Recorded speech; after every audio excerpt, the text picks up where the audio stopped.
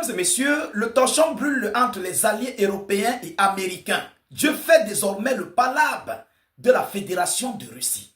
Monsieur Donald Trump, chef de l'État américain, vient de répondre sèchement à ses homologues français et britanniques concernant l'envoi des soldats, le transfert des soldats de garantie de sécurité européens à l'Ukraine.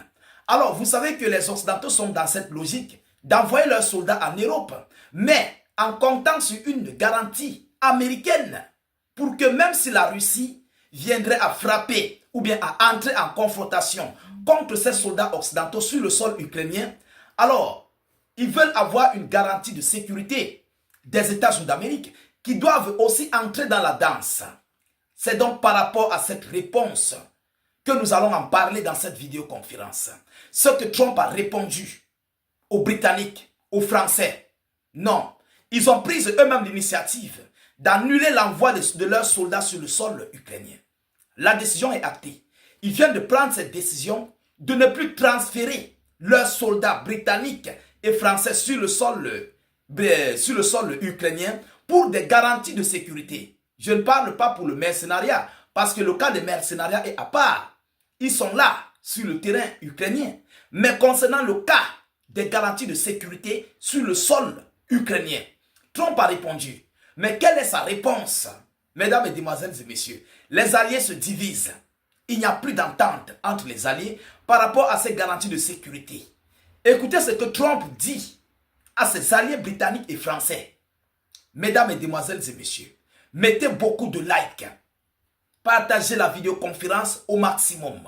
Abonnez-vous pour ne plus rater la page, ne plus perdre nos vidéos d'actualité. Selon l'information officielle relayée par les médias locaux, qu'est-ce qu'on nous dit? Trump répond non lorsqu'on lui demande si les États-Unis d'Amérique viendraient à la rescousse si la Russie attaquait les troupes britanniques et français. Trump répond non. Il a répondu avec un non catégorique. Lorsqu'on lui a posé la question, si la Russie attaquait les soldats britanniques et français du côté du sol ukrainien, les soldats de garantie de sécurité, bien sûr, sur le sol ukrainien, Trump n'est pas d'accord de venir secourir, de venir entrer dans cette bataille à cause des Français et Britanniques. Mesdames, Mesdemoiselles et Messieurs, on appelle ça une grosse trahison. C'est de la trahison. Ah oui, mais certes, Trump a raison. L'Ukraine n'est pas un territoire de l'OTAN. L'Ukraine n'est pas pays membre de l'OTAN. Et ce conflit n'appartient pas aux États-Unis d'Amérique. Ce n'est pas un conflit des Américains. C'est un conflit entre Européens. Pourquoi il va venir mettre ses soldats, ses hommes, son pays dans cette guerre? Alors, Dieu connaît bagage qui est lourd. Vous comprenez? Selon la suite de l'information, il a répondu non. Ils n'ont pas besoin d'aide. Ils n'ont pas besoin d'aide. Selon M. Donald Trump, a déclaré Trump aux journalistes internationaux. Auparavant, le président américain avait également refusé cette demande au président français Emmanuel Macron. Auparavant, il avait refusé cette demande au président français Emmanuel Macron. On continue en disant, la Grande-Bretagne et la France affirment qu'elles ne pourront pas envoyer de soldats de paix en Ukraine à moins de recevoir des garanties de protection de la part des États-Unis d'Amérique. Yoromani, partagez-moi cette vidéoconférence. Partagez-moi la vidéo. Mettez-moi les likes. Je veux voir des likes. Abonnez-vous pour ne plus perdre la page. Mesdames, Mesdemoiselles et Messieurs. Donc aujourd'hui, le Royaume-Uni et la France décident de ne plus envoyer leurs soldats tant qu'ils n'ont pas la garantie de sécurité des États-Unis d'Amérique par rapport à ces soldats de paix que l'Europe compte transférer sur le sol ukrainien. Mesdames, Mesdemoiselles et Messieurs, mais Trump a raison. En tout état de cause, il a raison. Les Occidentaux veulent combattre. Ils ont été dupés par les Américains. Oui, ils ont été dupés par les Américains. L'Amérique n'a plus rien à gagner sur le sol ukrainien. Les terres rares que Trump et Joe Biden pensaient prendre sur le sol ukrainien ont été totalement prises par les forces armées russes. Ah oui, Plusieurs destructions ont été faites sur le sol ukrainien. Qui va reconstruire ça? Qui va construire l'Ukraine? Pour gagner combien dans combien de temps? Qui? Et vous vous rappelez, lorsque Donald Trump venait d'arriver, il a voulu signer les accords avec l'Ukraine. Les Occidentaux ont dit nada.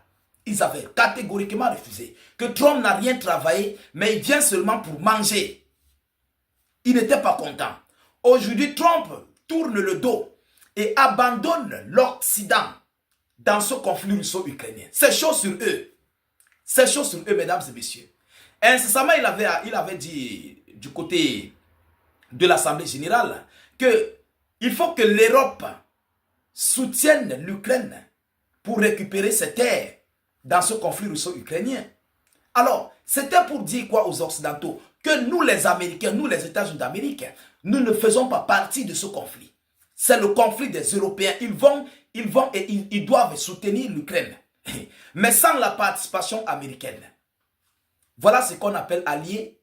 Est-ce que c'est ce qu'on appelle amis?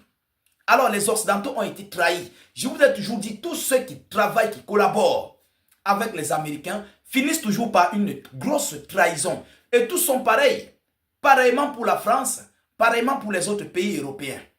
Vous comprenez? Vous travaillez avec l'impérialiste, vous serez trahi. Peu importe ce que vous avez donné à votre grand patron.